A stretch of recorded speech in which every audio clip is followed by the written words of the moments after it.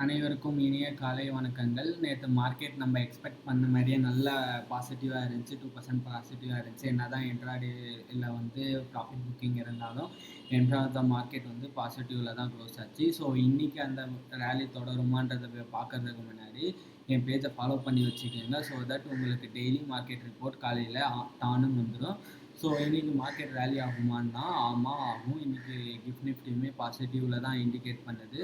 So Morales இன்றைக்கி market வந்து அப்பா தான் ஆகும். ஸோ முக்கியமான டேட்டாஸ் பார்க்கணுன்னா கிட்டத்தட்ட நேற்று ஏஷியன் மார்க்கெட் எல்லாமே பாசிட்டிவாக தான் இருக்குது. அண்டு யூரோப்பியன் மார்க்கெட், அமெரிக்கன் மார்க்கெட்லாம் வந்து ஃப்ரெஷ் ஆல் டைம் ஹையை ஹிட் பண்ணியிருக்கிறாங்க. ஸோ இதெல்லாம் வந்து கைண்ட் ஆஃப் பாசிட்டிவ் நியூஸ் தான்.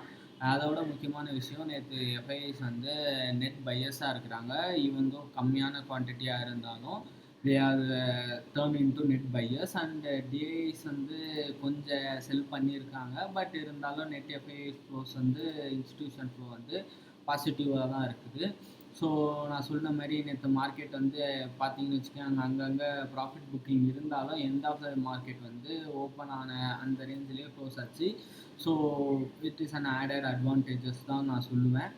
ஸோ மார்க்கெட் டெக்னிக்கலாக பார்க்கணுன்னா இன்றைக்கி மார்க்கெட் வந்து 22,230 ஆரம்பித்து எனக்கு தெரிஞ்ச மார்க்கெட் ஓப்பனிங்கே 24,300 அந்த ரேஞ்சில் தான் ஓப்பன் ஆகும். 24,300 ஓப்பன் ஆகி க்ளோஸ் ஆகிறது பார்த்தீங்கன்னா இன் பிட்வீன் திஸ் ரேஞ்சில் தான் க்ளோஸ் ஆகிறதுக்கான வாய்ப்புகள் இருக்குது.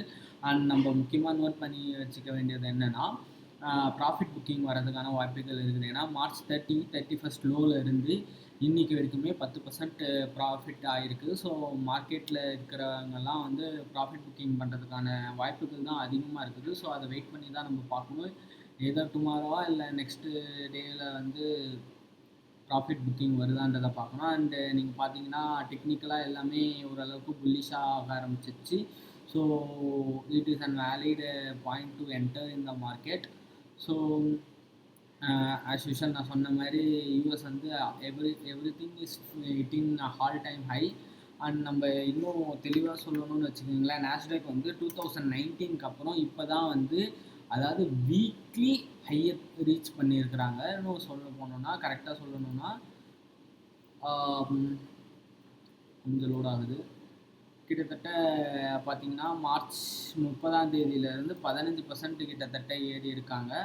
அண்ட் தென் நீங்கள் பார்த்தீங்கன்னா April 7 இன்னைக்கு வரைக்குமே 10%, அதாவது 1 வீக்கில் 10%ம் லைக் 15 வீக்கில் வந்து 30% ஆகவும் இன்க்ரீஸ் ஆகிருக்குது. 1 மினிட் கொஞ்சம் 15% இன்க்ரீஸ் ஆகிருக்குது. ஸோ இதெல்லாம் வந்து கொஞ்சம் வேலிட் அட்வான்டேஜஸ்.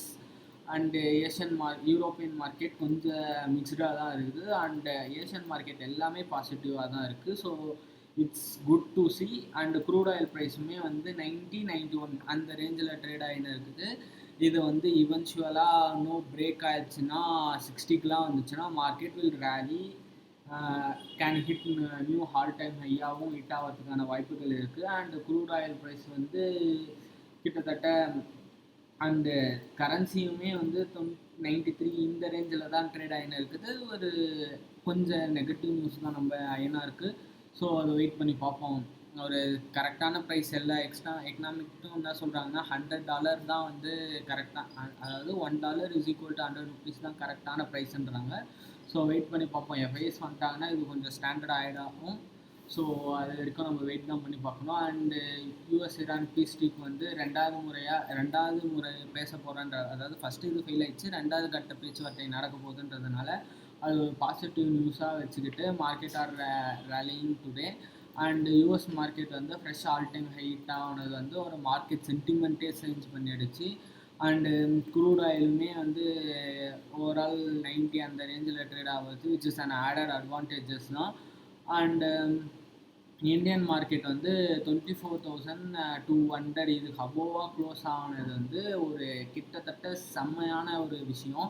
ஏன்னா இது ஒரு கீ லெவல் ரெசிஸ்டன்ஸாக ஆக்ட் ஆகிருந்துச்சு முன்னாடி ட்ரேடிங்லலாம். ஏன்னா நீங்கள் பார்த்தீங்கன்னா 24,200 வந்தோடனே ஆட்டோமேட்டிக்காக கீழே குறைய ஆரம்பிச்சிடும். பட் இது சிக்னிஃபிகண்ட்டாக ஹையராக க்ளோஸ் ஆனது வந்து இது ஒரு மிகப்பெரிய ஆடட் அட்வான்டேஜஸ். அதுவும் இல்லாமல் நிஃப்டி 200 பாயிண்ட்ஸ் மேலே க்ளோஸ் ஆகிருக்குது from intraday low.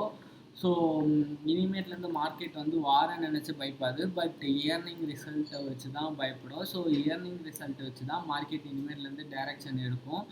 And stock ஸ்பெசிஃபிக்காக பார்த்தீங்கன்னா கெயிலுன்ற இது வந்து சோலார் ப்ராஜெக்டில் இன்வெஸ்ட் பண்ணியிருக்கிறாங்க. அப்புறமா ஹெச்டி இன்ஃப்ராஸ்ட்ரக்சருக்கு வந்து புது ப்ராஜெக்ட் கிடச்சிருக்குது. அதுக்கப்புறம் நம்ம விப்ரோலாம் வந்து நோட் பண்ணி, விப்ரோன்னு இல்லைங்க, ஐடி செக்டார் எல்லாமே நோட் பண்ணி வைக்கணும். ஏன்னா ஐடி செக்டார் இன்றைக்கி புல்லிஷாக இருக்கிறதுக்கான வாய்ப்புகள் அதிகமாக இருக்குது. அண்டு நீங்கள் பார்த்தீங்கன்னு வச்சுக்கிங்களேன், விக்ஸுமே ஓரளவுக்கு ரொம்ப 18 அந்த இதுவில் ஸ்டாண்டர்டாக ட்ரேட் ஆக ஆரம்பிச்சிச்சு. அண்டு கிஃப்ட் நிஃப்டியுமே வந்து 17 பாயிண்ட் அதிகமாக தான் க்ளோஸ் ஆகிருக்கு, which is good to see. And அதாங்க, மார்க்கெட்டு இன்றைக்கி சஸ்டெயின் ஆகும். நாளைக்கு ப்ராஃபிட் புக்கிங் வரதுக்கான வாய்ப்புகள் இருக்குது. அது இல்லைன்னா இன்றைக்கி மத்தியான செஷனுக்கு மேலே கூட ப்ராஃபிட் புக்கிங் வரதுக்கான வாய்ப்புகள் இருக்குது. ஸோ பார்த்து ட்ரேட் பண்ணுங்கள். ஸோ தேங்க்யூ ஃபார் வாட்சிங். Have a nice day.